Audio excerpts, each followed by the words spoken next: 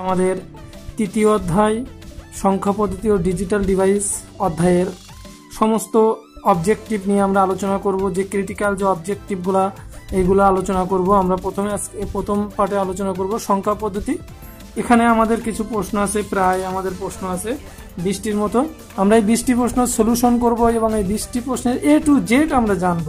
তাহলে তোমরা সহজে জানতে পারবে যে কোন প্রশ্নের কেমন উত্তর, এবং তোমরা বাসায় বসে এর প্র্যাকটিস করতে পারবে। কোনো টিচার লাগবে না, তোমরা নিজেরাই যে অবজেক্টিভ তোমাদের বেঁধে যাচ্ছে বুঝতে পারছো না, আমি একেবারে কমপ্লিটলি সলিউশন দেব যে 100% তোমরা এটা বুঝতে পারবে। এবং আমি বিশ্বাস করি এই অবজেক্টিভগুলো যদি কন্টিনিউ করতে পারো, এই অবজেক্টিভগুলো যদি ক্লিয়ার করতে পারো, তোমার আর তৃতীয় অধ্যায়ের সংখ্যা পদ্ধতির কোনো প্রশ্ন কোনো অঙ্ক তোমার আর সমস্যা হবে না। তাহলে আসো আমরা শুরু করি। প্রথম যে প্রশ্নটা আছে সেটা হলো হায়ারোগ্লিফিক্স পদ্ধতি কোন ধরনের সংখ্যা পদ্ধতি। আমরা জানি হায়ারোগ্লিফিক্স সংখ্যা পদ্ধতি এটা একটা গ্রিক ভাষা, আর এই গ্রিসের সর্বপ্রথম এই হায়ারোগ্লিফিক্স শব্দটি চালু হয়। অর্থাৎ হায়ারোগ্লিফিক্স সংখ্যা পদ্ধতি হলো একটা নন পজিশনাল সংখ্যা পদ্ধতি।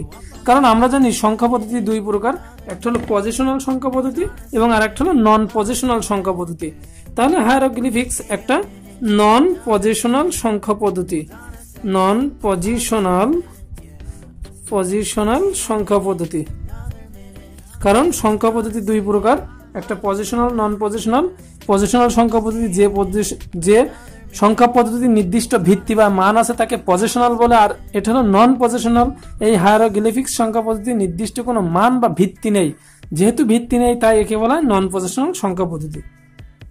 তারপর বলছে যে এই ডিজিটাল সিগন্যালটি দেখো, যখন এরকম কোনো ডিজিটাল সিগন্যাল তোমাদেরকে দেওয়া হবে বা এরকম কোনো সিগন্যাল তোমাদের ক্ষেত্রে পড়বে, তখন এই সিগন্যাল থেকে কিভাবে আমরা আমাদের সিগন্যাল সাধারণত ব্যবহার হয় সবসময় বাইনারি সংখ্যায় সিগন্যাল ব্যবহার হয়।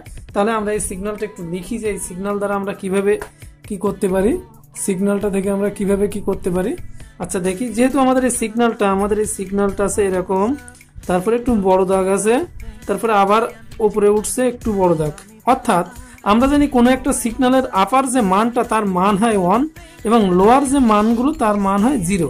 তাহলে 1 0 0, যেহেতু এখানে দুইটা পার্ট আছে তাই একটু, অর্থাৎ এর বাইনারি মানটা হলো 1 0 0 1 1। তাহলে এর বাইনারি মানটা পেয়ে গেলাম।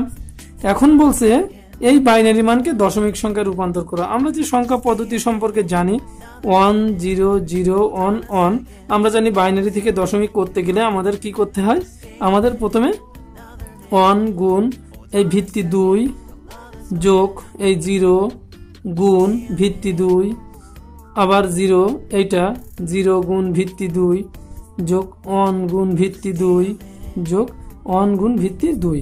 এখন আমাদের এই অঙ্কটা প্রথমে 0তম 1তম 2তম 3তম 4তম এইভাবে ধরতে হবে। তাহলে এর মাথায় 0 1 মানে একক স্থানীয় অঙ্ক, দশক স্থানীয় অঙ্ক, শতক স্থানীয় অঙ্ক, সহস্র স্থানীয় অঙ্ক, অযুত স্থানীয় অঙ্ক। দেখো এবারে তাহলে 2 2 4, এখানে 4টা 2 আছে, 2 2 4 4 2 8, অর্থাৎ এখানে হবে আমার হলো 8 2 16 যোগ এটা হয়ে গেল, এটার মান তো 0 প্লাস এটার মান 0 প্লাস 2 1 কে 2 2 টু দি পাওয়ার 0 মানে সামথিং টু দি পাওয়ার 0 মানে 1 হয়। তাহলে এখানে হয়, এখানে 1 গুণ 1 অর্থাৎ 1। তাহলে আমাদের 16 আর 2 18 রেখে 19, অর্থাৎ আমাদের যে দশমিক মানটা হলো সেটা 19। তাহলে আমরা সহজে এটার দশমিক মান বের করতে পারবো। তাছাড়া একটা চোরাই নিয়ম আছে, আমি একটু চোরাই নিয়মটাও তোমাদের শিখিয়ে দেই। দেখো 1 0 0 1 1 একটা মান, আমরা যে এই সংখ্যাটার এই বাইনারি সংখ্যাটাকে যদি দশমিক করতে যাই, তাহলে যে কোনো সংখ্যা ডান দিক থেকে শুরু করব, ডান দিক থেকে বাম দিকে আসবো। ডান দিকে 1, বাম দিকে 1 এর ডবল 2, 2 এর ডবল 4, 4 এর ডবল 8, 8 এর ডবল 16। তাহলে এর মধ্যে কোনটা নিচে ওপরে 1 আছে, দেখা যাচ্ছে 16 এর উপরে 1 আছে, 2 এর উপরে 1 আছে, 1 এর উপরে 1 আছে। তাহলে 16 আর 2 18 রেখে 19, এভাবেও আমরা বাইনারি থেকে শুধুমাত্র দশমিক করতে পারি। তবে এক্ষেত্রে কিন্তু পূর্ণ সংখ্যার ক্ষেত্রে সম্ভব, কখনো ভগ্নাংশ বা দশমিক সংখ্যার ক্ষেত্রে ভগ্নাংশের ক্ষেত্রে সম্ভব না।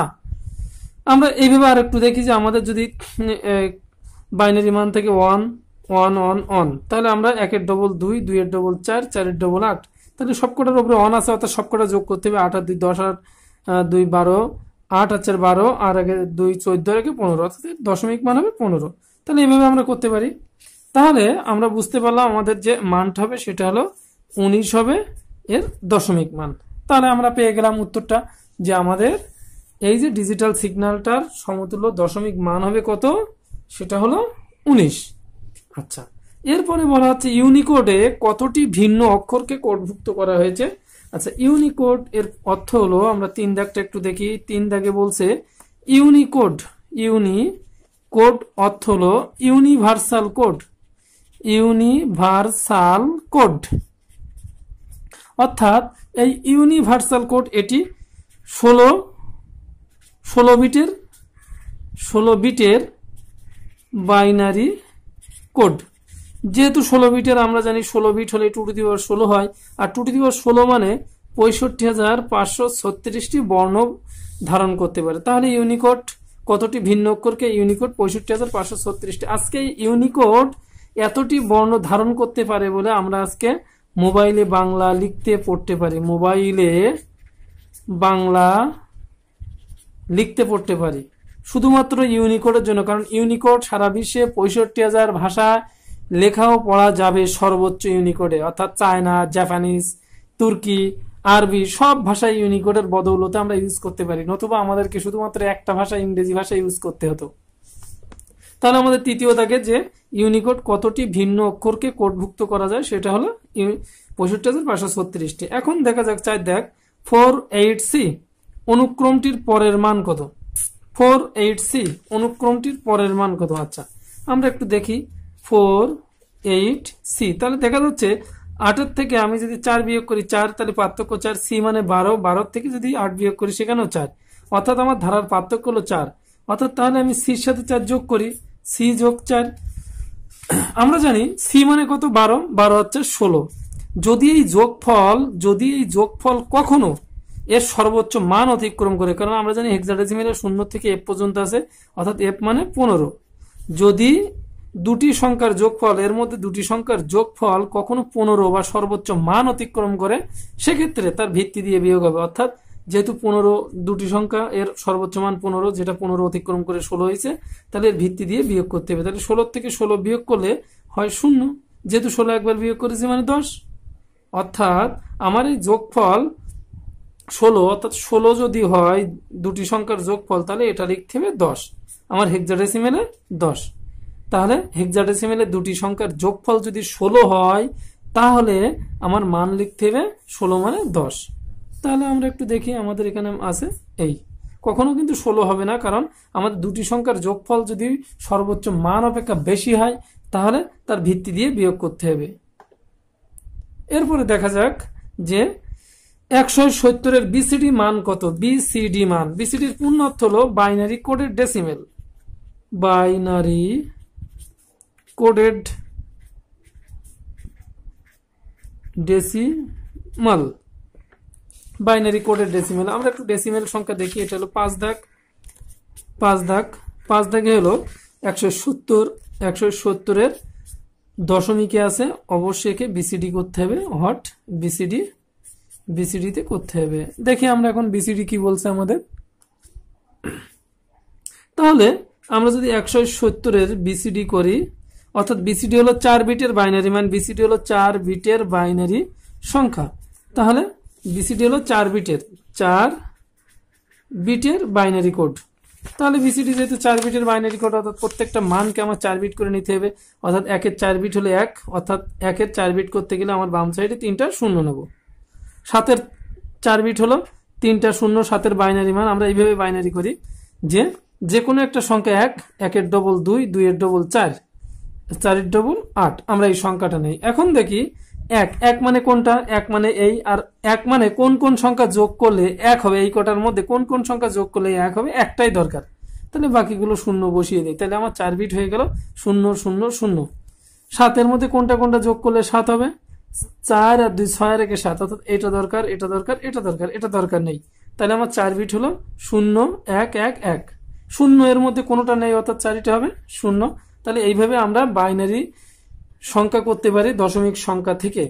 তাহলে দেখো আমরা এখন যে মানটা পেলাম 0 0 0 1 0 1 1 0 0 0 0, অর্থাৎ এটা হলো বিসিডি কোড।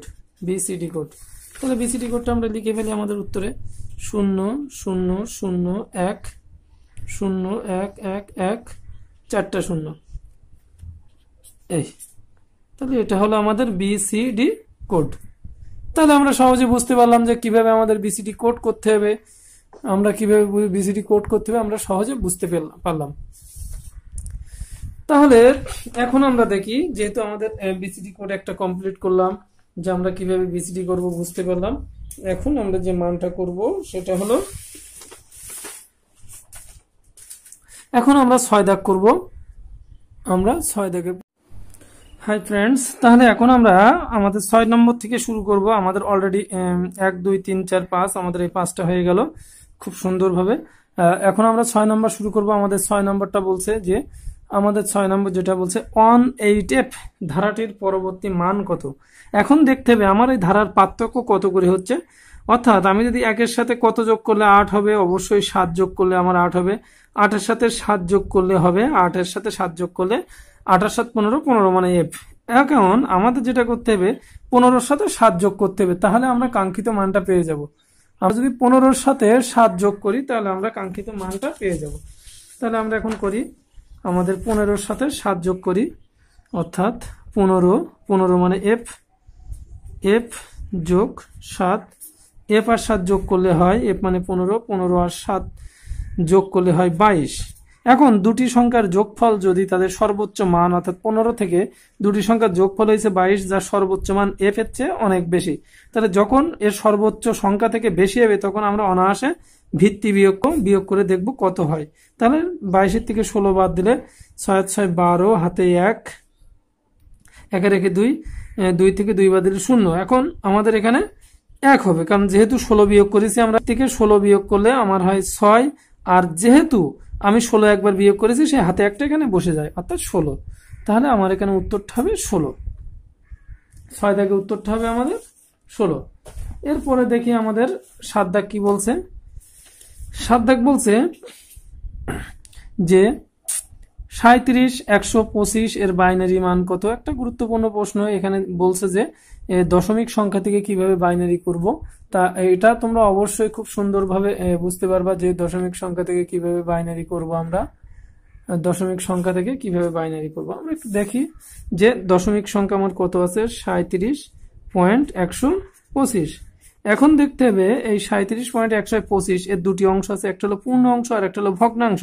তাহলে আমি পূর্ণ অংশ নিয়ে কাজ করি। আগে 37, আমরা জানি পূর্ণ অংশ দশমিক থেকে বাইনারি করতে গেলে প্রথমে কি করতে হবে, ভিত্তি দিয়ে ভাগ করতে হবে। তাহলে 2, আমি যদি 37-এর 2 দিয়ে ভাগ করি তাহলে 18 2 36, যেহেতু 1 অবশিষ্ট থাকে সেই 1 বিয়োগ করলাম। আবার 2 দিয়ে 9 2 18, অবশিষ্ট 0, অবশিষ্ট থাকে না। আবার 2 দিয়ে ভাগ করলাম, 4 2 8, অবশিষ্ট থাকে 1। আবার 2 দিয়ে ভাগ করলাম, 2 2 4, অবশিষ্ট থাকে না। আবার 2 দিয়ে ভাগ করলাম, 2 শুধু 1 2, অবশিষ্ট থাকে না। আবার 2 দিয়ে ভাগ করলাম, যেহেতু যায় না, আমরা যখন বড়টাকে ছোটটাকে বড়টা দিয়ে ভাগ করব তখন নিশ্চিতভাবে 0 দেবো, আর এই 1টা এখানে বসিয়ে দেবো। তাহলে আমরা জানি নিচ থেকে উপরের দিকে আমাদের কাউন্ট করতে হবে। নিচের দিককে বলা হয় এমএসবি, অর্থাৎ মোস্ট সিগনিফিক্যান্ট বিট, উপরের দিককে বলা হয় এলএসবি। এখন আমরা মানগুলো বসিয়ে ফেলি, 1 0 0 1 0 1। এটা হলো এর বাইনারি মান হয়ে গেল প্রথম অংশটার, অর্থাৎ এই প্রথম অংশটার বাইনারি মান আমরা সহজে বুঝতে পারলাম। এখন আমাদের আর একটা অংশ আছে যেটা হলো ভগ্নাংশের ক্ষেত্রে। তাহলে আমরা দেখি 0.125 একটা ভগ্নাংশ। এই ভগ্নাংশের ক্ষেত্রে আমরা কিভাবে কাউন্ট করব। আমরা যেহেতু পূর্ণ অংশকে 2 দিয়ে ভাগ করছিলাম, এখন ভগ্নাংশকে 2 দিয়ে গুণ করব। তাহলে 125 বা 12.5, আমরা যদি একে 2 দিয়ে গুণ করি তাহলে 0.25 হবে। যেহেতু দেখো 125-এর 2 দিয়ে গুণ করলে 250 হয়, অর্থাৎ 2টা দশমিক, অর্থাৎ এখানে আমার একটা 0 হয়, যেহেতু পূর্ণ সংখ্যা আসেনি, কারণ দশমিক আছে। দশমিক 125 গুণ করলে 250 হয়, 250। একে আবার 2 দিয়ে গুণ করি, 25 285 হয়, 500 হয়, 0.500, অর্থাৎ এখনো পূর্ণ অংশ আসেনি। একে আবার 2 দিয়ে গুণ করি, অর্থাৎ তখন হয় 1.000। যেহেতু ডান দিকে 0, অর্থাৎ আমার এটা শেষ হয়ে গেল। অর্থাৎ এখন দেখো এর উপরের দিকে হবে এমএসবি এবং নিচের দিকে হবে এলএসবি। তাহলে অলরেডি আমার পূর্ণ অংশ আসছে 1 এবং ডান দিকে 0। যখন ডান দিকে এরকম 0 আসবে অবশ্যই আমার অঙ্কটা শেষ হয়ে গেছে, মনে করতে হবে। এখন আমার এটা শুরু করছিলাম দশমিক দিয়ে, তাই দশমিক দিলাম। কয়টা সংখ্যা হয়েছে, আমাদের বাম সাইডে যে সংখ্যা কয়টা হবে সেই কয়টা মান নিতে হবে, 0 0 1 0 0 1। যেহেতু আমার এখানে শূন্য, তাই অঙ্ক স্টপ হয়ে গেল। তাহলে এই দুটো আমি বসিয়ে দেই। 37.125, এটার দশমিক করলে আমার হচ্ছে 37-এর মান হলো এটা 1001001 এটি হলো এর বাইনারি মান। তাহলে দেখি আমরা কোনটার সাথে মেলে। 100, 101, 100, 101.001, এই যে এটার সাথে মিলছে, অর্থাৎ এটা হবে আমাদের উত্তর। এরপরে বলছে 8 দাগে বলছে 4D। 4D একটা কি সংখ্যার সমতুল্য অক্টাল মান, অর্থাৎ 4D একটা হলো হেক্সাডেসিমেল সংখ্যা, যেহেতু এখানে ডি আছে আর ডি সংখ্যাটা হেক্সাডেসিমেল মান, তাহলে আমার 4D কে আমাদের করতে হবে অক্টালে করতে হবে। তাহলে 4D আছে আমার এখানে, তাহলে 8 দাগ, আমরা 8 দাগ করি। 4D আছে হেক্সাডেসিমেলে। আমরা জানি হেক্সাডেসিমেল থেকে অক্টাল করতে গেলে প্রথমে বাইনারি করতে হয়, তাহলে হেক্সাডেসিমেল থেকে আমাদের প্রথমে বাইনারিতে করতে হবে, আর এই বাইনারি থেকে আবার অক্টালে করতে হবে। এই নিয়মটাই করতে হবে যে আমরা যদি কোনো হেক্সাডেসিমেল সংখ্যা থেকে অক্টালে করতে চাই, প্রথমে বাইনারি তারপর অক্টাল। তাহলে আমরা শুরু করি। 4D একে প্রথমে বাইনারি করি। আমি আবারও বলি যে 4টি সংখ্যা, যেহেতু 4 বিটের, আমরা যদি হেক্সাডেসিমেল থেকে বাইনারি করি, তাহলে 4 বিটের মান হেক্সাডেসিমেল থেকে বাইনারি করতে গেলে অবশ্যই 4 বিট নিতে হবে। তাহলে 1 বিট, 1 এর ডবল 2, 2 এর ডবল 4, 4 এর ডবল 8। এখন এর মধ্যে কোনটা কোনটা যোগ করলে 4 হয়, এই একটাই দরকার, আর বাকিগুলো দরকার নেই। অর্থাৎ আমরা বুঝে গেলাম যে আমাদের এই 4 এর বাইনারি মান হবে 4 বিটের মান এইটা, অর্থাৎ 0100। ডি মানে কত? D 10 A B C D, অর্থাৎ 13। ডি মানে 13। এর মধ্যে কোনটা কোনটা যোগ করলে 13 হয়? 8 4 12 আর 13, 1101। তাহলে এর বাইনারি মান হলো 1101। এখন আমাদের বাইনারি, অলরেডি বাইনারি আমরা পেয়ে গেলাম। এখন আসো অক্টাল। এখন অক্টাল হলো বাইনারি থেকে অক্টালে যেতে গেলে আমার 3 বিটের মান। তাহলে এখানে 4 বিট করতে হবে, আর এখানে করতে হবে 3 বিটের। তাহলে বাইনারি থেকে অক্টালে গেলে 3 বিট করে নিতে হবে। আমি 3 বিট করে দাগ দিয়ে নিলাম। যেহেতু এখানে শূন্য একটা কম আছে, তাই 3 বিট করার জন্য একটা শূন্য বাড়িয়ে নিলাম। তাহলে 101, 101। আমরা এটা মানে বুঝতে পারি 101, 1 এর ডবল 2, 2 এর ডবল 4। তাহলে দেখলাম কার নিচে, কার উপরে 1 আছে? 1 আর 4, অর্থাৎ 5। যোগ করলে 5 হয়। 001, কার নিচে 1 আছে? এই 4, 1 এর মধ্যে আছে হলো, আমরা এইভাবে করি 1 এর ডবল 2, 2 এর ডবল 4, 4 এর ডবল 8। আমার 3 বিট যেহেতু 3টা নেই, তাহলে 101 দেখা যাচ্ছে 1 আর 4 এর একে 5, 4 এর একে 5, তাহলে 5 নিলাম। 001, অর্থাৎ আমার 1। এখানে 1, অর্থাৎ এর বাইনারি মান হবে 1115। এই হলো এর অক্টাল মান। তাহলে 115 আমাদের এর অক্টাল মান হলো 115। এটি হলো এর অক্টাল মান 115। এটি হলো এর অক্টাল মান। তাহলে আমরা সহজে বুঝতে পারলাম যে আমাদের হেক্সাডেসিমেল থেকে কিভাবে অক্টালে করতে হবে। এরপরে আমরা একটা প্রশ্ন দেখি। রহিম একটি সংখ্যা পদ্ধতি আবিষ্কার করলো যার ভিত্তি 5। আচ্ছা, ভিত্তি কাকে বলে? কোন সংখ্যা পদ্ধতিতে যে কয়টা অঙ্ক থাকে তাকে তার ওই সংখ্যা পদ্ধতির ভিত্তি বলে। তাহলে যেহেতু রহিম একটা সংখ্যা পদ্ধতি আবিষ্কার করছে যার ভিত্তি হলো 5, তাহলে 5 ভিত্তি হলে অবশ্যই সেখানে 0 থেকে শুরু করে 5টা অঙ্ক থাকবে। 1টা, 2টো, 3টে, 4টে। দেখো যে সংখ্যা ভিত্তি হবে তার আগ পর্যন্ত 5টা হয়ে যায়। 1 2 3 4 5, অর্থাৎ 0 1 2 3 4 5। নিচের কোনটি সঠিক নয়? আমাদের এই সঠিক অঙ্কটা খুব গুরুত্বপূর্ণ, প্রায় পরীক্ষা এটা আসে যে নিচের কোনটি সঠিক নয়।